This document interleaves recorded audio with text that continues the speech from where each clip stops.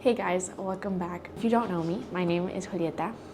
I am one of the two bakers of Artesanas. We're here together to be making some cookies that I haven't made in so long, so I thought it was time to redo them again. Do these cookies have a name?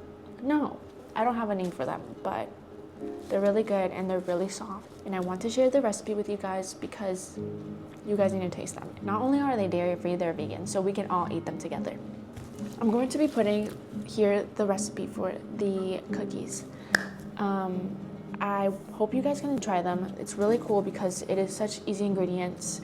These cookies are actually the recipe of what we call alfajores de maicena.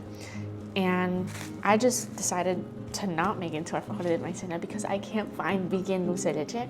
Okay, so after looking at the recipe, this is what we're gonna do. You can either make them whatever shape you want. I am gonna be using this that I bought one time from Etsy. It's like a little cookie mold. Or actually, I don't even know if it's a cookie mold, to be honest. So I'm gonna be talking about a little bit about Artesana and how it started and stuff like that. Artesana was started around 4 years ago because of me. I started in high school. I don't know what the reason was, to be honest. I don't know. I started baking and it was fun. It just went on to having friends over and baking and making more videos, and then COVID hit and I was bored. I forgot to tell you guys, I am severely allergic to milk. So I can never try any of these sweets that my parents eat or anyone eats. To be honest, anywhere, I can't eat. I kind of took this to my own hands and I started baking my own sweets.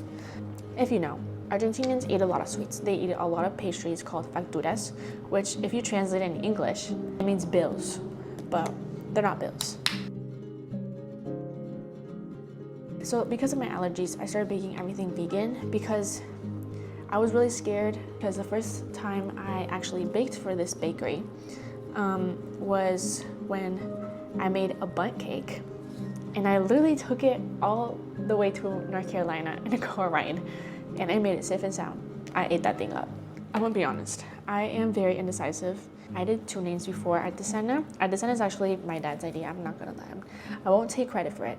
At first it was Hippy Dippy Bakery, and then it was Love Julie. Finally, I was like, I kind of don't like any of these names. And my dad came up with Artesana, which means artisan, but I kind of wanted to split it to make it look cooler.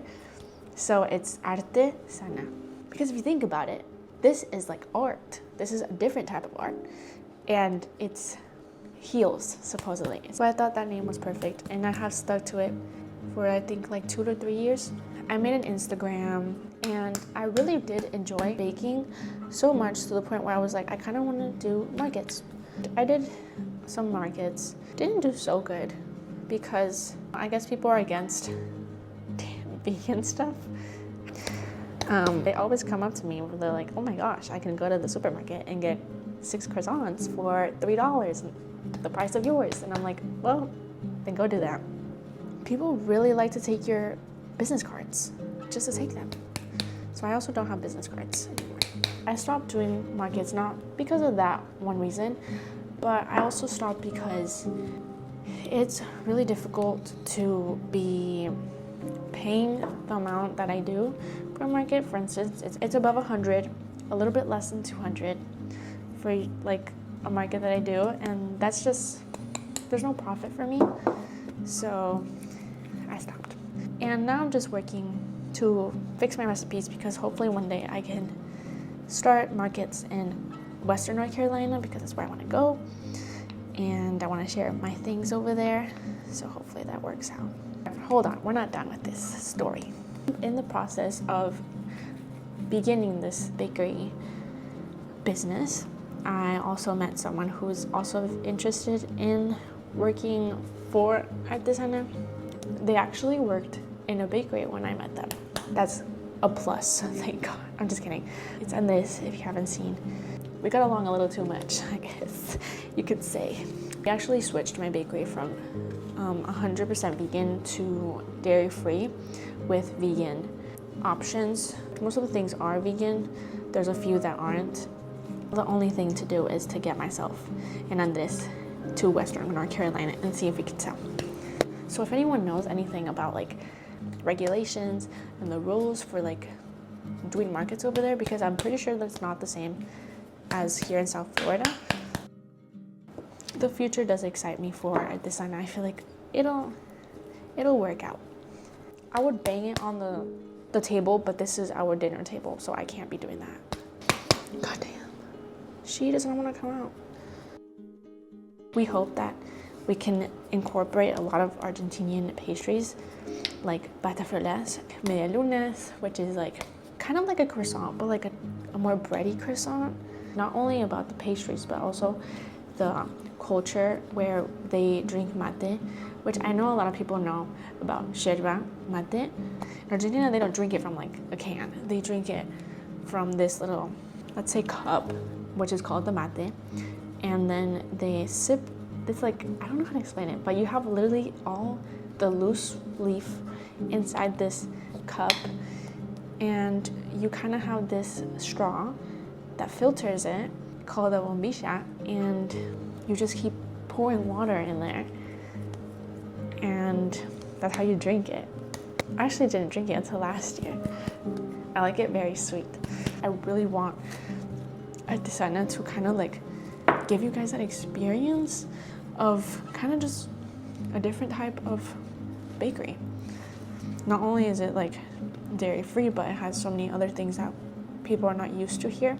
We have this little amount left. We're going to be putting the oven at 350 for around like 10 minutes, I think. This is what they look like.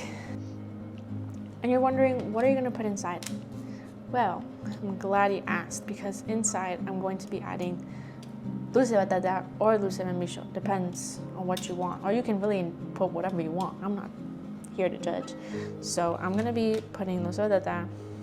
Actually, I'm going to be putting whatever is open, because I think there's membrillo left. Okay, the oven sound went off, so we're going to go put these in the oven, and I'll be back when they're done.